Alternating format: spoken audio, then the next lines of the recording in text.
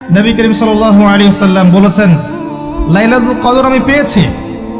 কপালে কাদামাটি ছিল, বৃষ্টি হচ্ছিল, তার মানে ওই রাতে বৃষ্টি হতে পারে, ওই রাতে বৃষ্টি হতে পারে। লাইলাতুল কদরের আলামত, রাতের বেলা বৃষ্টি হতে পারে। বৃষ্টি হয়েছে, তিনি নামাজ পড়েছেন, কপালের মধ্যে কাদা লেগেছিল, তিনি বের হয়েছেন, সাহাবীদেরকে বলবেন কোন রাতটা লাইলাতুল কদর, আজকে রাতটা লাইলাতুল কদর, এটা বলতে বের হয়েছেন। বের হয়ে দেখছেন দুজন মুসলিম আপোষে ঝগড়া করছে। লিসেন টু মি, দুজন মুসলিম আপোষে ঝগড়া করছে। আমরা বলি না যে মুসলিমদের মাঝে ইখতিলাফগুলো রহমত, আমরা বলি না? দুজন মুসলিম আপোষে ঝগড়া করছে।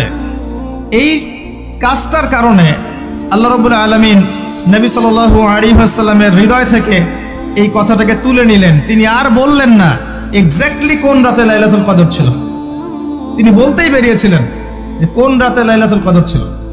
নবী সাল্লাল্লাহু আলাইহি ওয়াসাল্লাম এখন বললেন যে আমাকে ভুলিয়ে দেওয়া হয়েছে কোন রাত, তোমাদের ঝগড়ার কারণে।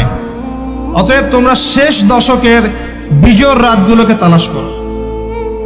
শেষ দশকের বিজোড় রাত বলতে 21-এর রাত, 23-এর রাত, 25, 27, 29, এই 5টা রাতের যে কোনো একটা লাইলাতুল কদর।